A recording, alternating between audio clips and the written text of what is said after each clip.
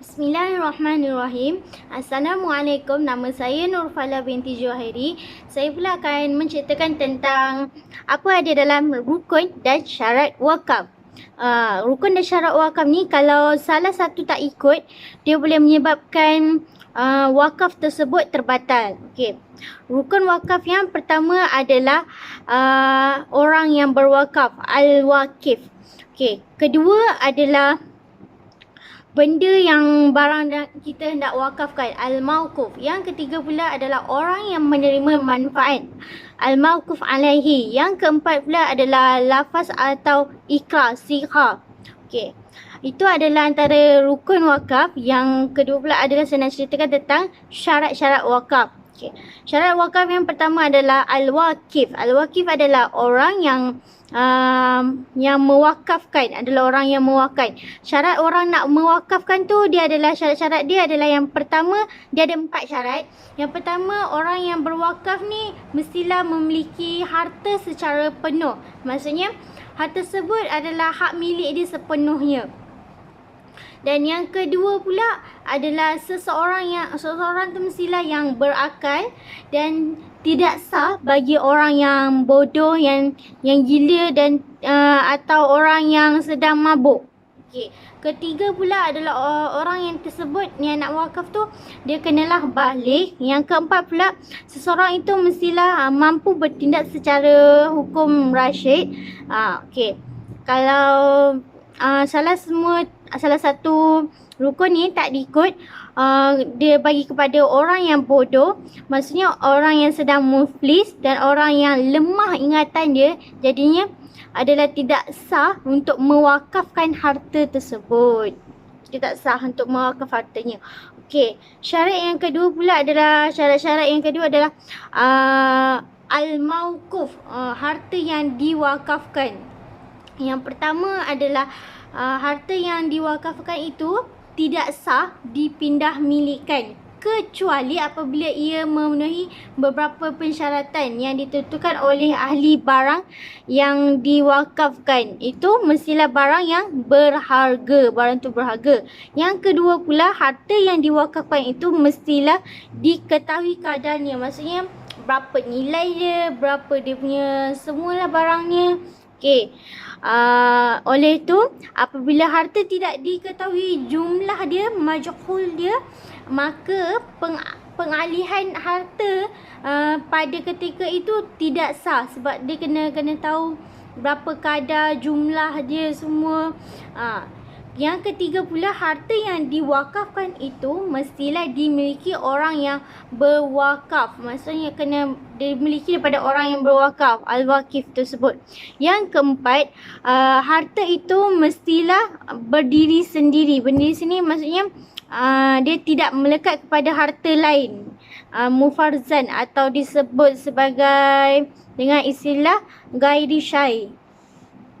Okey. Yang ketiga pula, syarat yang ketiga adalah syarat al-mauquf alaihi. Maksudnya adalah orang atau lembaga yang hendak yang berhak menerima wakaf tersebut.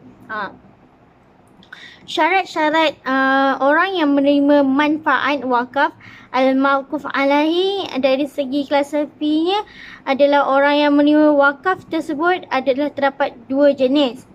Yang pertama tertentu muayyan dan tidak tertentu ghaira muayyan. Yang dimaksudkan dengan tertentu ialah jenis orang yang menerima wakaf itu adalah apakah ia merupakan seorang, 2 orang atau satu kumpulan yang menerima wakaf tersebut.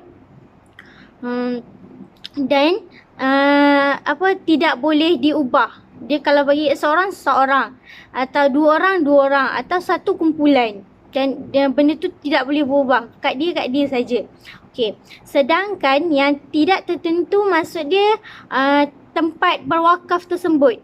Tempat kita nak bagi wakaf itu tersebut tidak boleh ditentukan. Kita tak boleh ditentukan dengan secara terperinci. Umpama macam seseorang seperti orang yang fakir, miskin, tempat beribadat, macam orang tu nak berwakafkan telkong, sejadah kat tempat beribadat. Dan ada lain-lain lagi. Okey. Syarat bagi orang yang nak menerima wakaf tertentu ni ialah al-mawquf muayyan ni, bahawa ia mestilah orang yang boleh untuk memiliki harta. Ahlan ilal altam.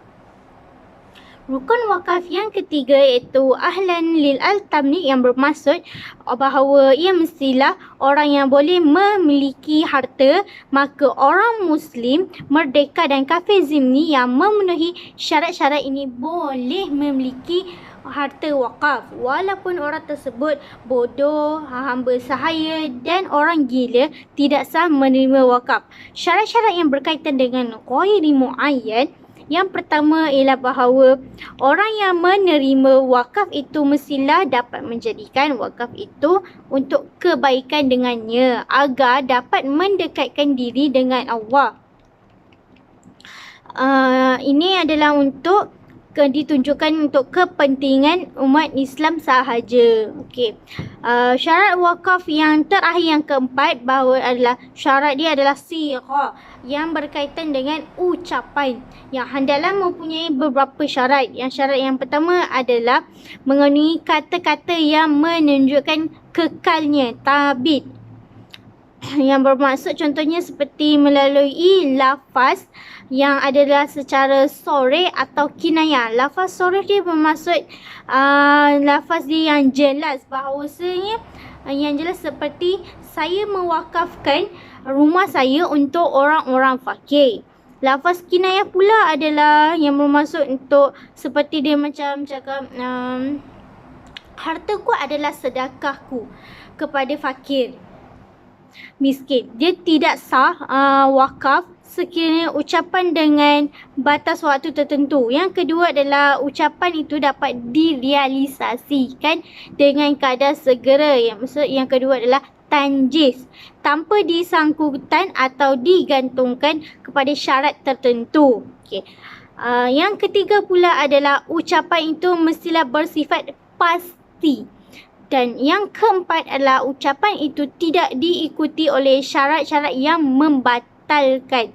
Apabila kesemua persyaratan di atas memenuhi, maka penguasaan atas tanah wakaf bagi menerima wakaf adalah sah. Oleh itu, pewakaf tidak dapat lagi menarik balik pemilikan harta tersebut kerana dia telah berpindah kepada pemilik, kepada Allah, dan penguasaan harta tersebut adalah kepada orang yang menerima wakaf. Secara umum ia dianggap pemilikannya tapi bersifat ghairu tammah.